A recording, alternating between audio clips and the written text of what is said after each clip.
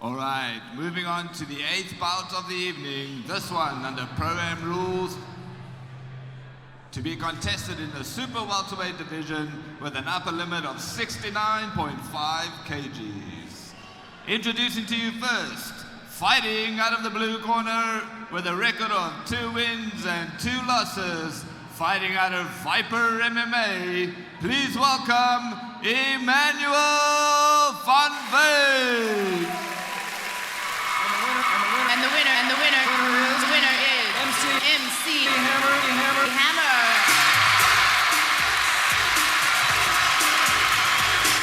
You can't touch this. You can't touch this. You can't touch this. You can't touch this. My music hits me so hard, makes me say, oh my Lord, thank you for blessing me. What am I to rhyme and do hype? It feels good when you know you're down. A super dope homeboy from the Oak Town, and I'm known as such. And this is a beat you can't touch. I told you, homeboy, you can't touch this. Yeah, that's how we living, and you know you can't touch this. Look in my eyes, man, you can't touch this. Yo, let me bust the funky lyrics. Fresh new kicks and bands. You got it like that. Now you know you want to dance. So move out of your seat and get a fire gun and catch this. And introducing his opponent, fighting out of the red corner with a record of 1 win and 1 loss, fighting out of Pride Fighting Academy, please welcome Justin February. Bow wow. Yeah. Top. It's a parade inside my city, yeah. Ain't shaking, giving no county product gonna feed. Play green to cut. I watch I cut up like Sharonda, yeah. I'm in this bitch, you want me dead? Yeah. Nah, bitch, I'm loaded, feeling myself. Right now, I'm not myself. I'm turned up, got that on the hand. Got it right by my belt. Them niggas plan on popping him, they know that he don't like them. This is a story, all about how a pistol toting kid, a young boy grew up in the Nile. Whole life at war, he got some money, then he moved to Utah. But still ain't stop from top to mountain, he stiff and knocking shit out. Bitch, still with the click, you know for shit, we don't switch. I put this hoe inside the trunk, she try to diss the dump bitch. And when the action begins, your referee in charge is Nicholas Radley.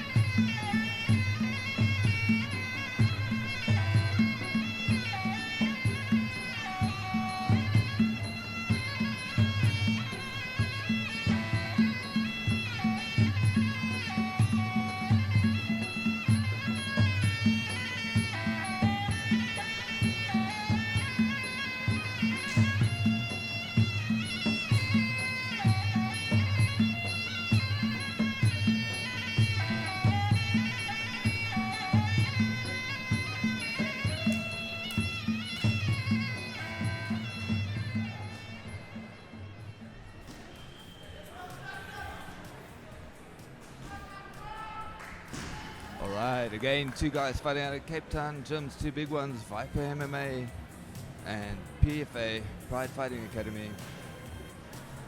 Carl, I don't even know what to expect going forward. It's been quite an exciting night so far. I mean, 7 fights in and 5 finishes. That's unbelievable. Wow, yeah. I mean, these guys have come here to put on a show, definitely hunting for those finishes. I mean, I haven't got the stats in front of me, but how many of those were actually first-round knockouts coming in and just proving a point, putting out a big statement, exclamation for the fans.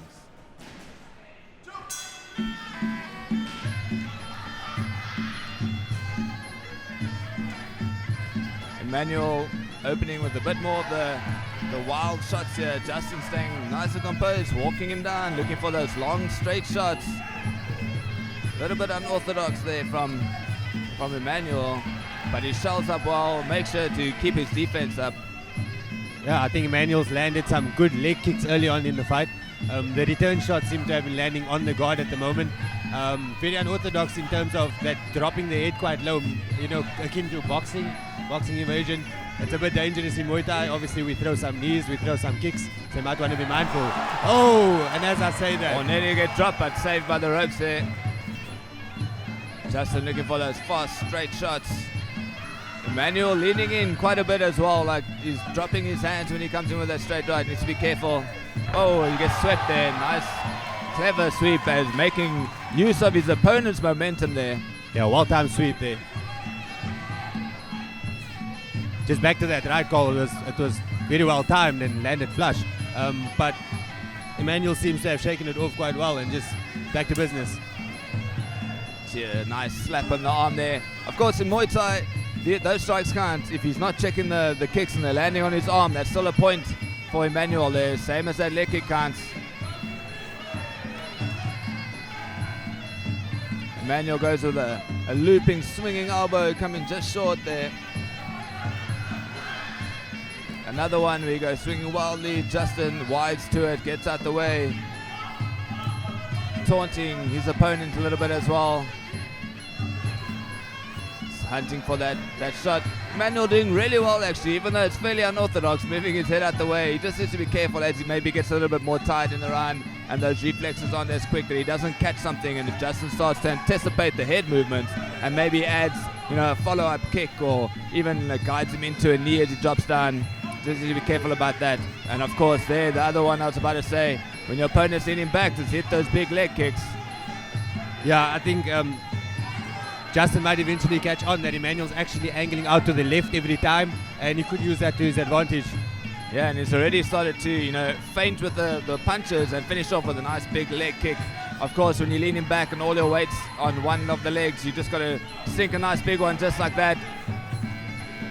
It's not very common, but it is a possibility that you could finish a fight with, the strong leg kicks.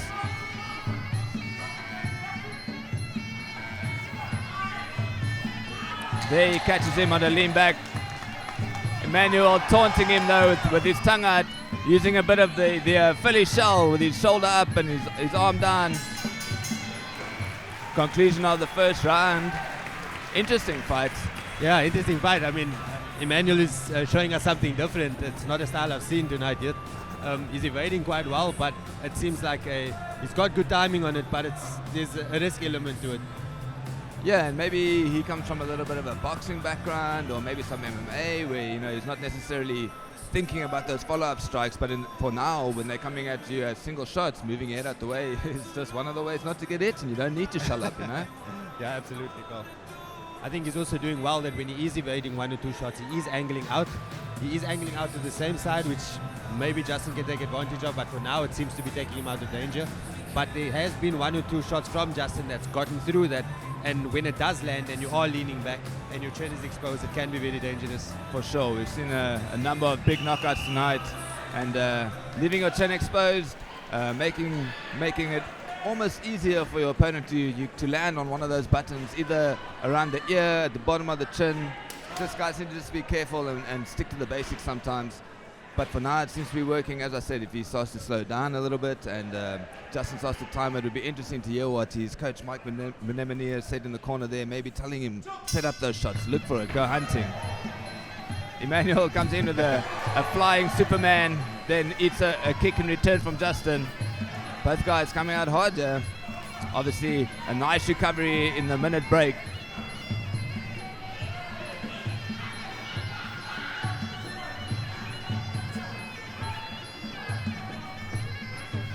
Carl, I almost think that Justin needs to throw a couple of half shots and force Emmanuel to move before he actually commits to a shot, because right now he's trying to hit him with a strike at a faster speed as to what Emmanuel can actually dodge it. Whereas if he can start to manipulate Emmanuel's head movement he might be able to land those strikes a bit better. Definitely, and that's something we saw him doing a little bit in the first round as well. You know, he was showing a little bit of feints and following up with those kicks, but now he's also looking, he's head hunting. You know, he's trying to dodge, make him dodge and look for a big shot. But he just needs to keep the basics again. You know, the simple things sometimes work so well. A 1-2 followed up by a switch left, for instance. I mean, we've seen these sort of combinations working well tonight. And Emmanual also doing well, just, you know, being frustrating in the ring. You know, sometimes being unorthodox is something that the guys aren't so used to. As we say that Justin lands a stiff jab on his opponent, Emmanual still swinging his head side to side. And also following up with some good punches. He's actually doing quite well to land those as well. Yeah, I think it looks like... Oh! And as I said that, I was about to say Justin with the big left hook and sticks him with a stiff jab. I think that was another knockout, this time in the second round. Unbelievable call. I can't believe that we just witnessed another finish. As we were saying, Emmanual was doing well. He was dodging those punches, but there was a risk element to it, and Justin landed it clean. And if this isn't the night of KOs, then I don't know what is. But well done to Justin Abrams, staying composed, looking for those big shots, landed a big left hook before he stuck out a stiff jab and dropped his opponent, and that was the end of the fight. Yeah, probably not the night to tempt fate call, but you know, it's been an extremely exciting fight card so far.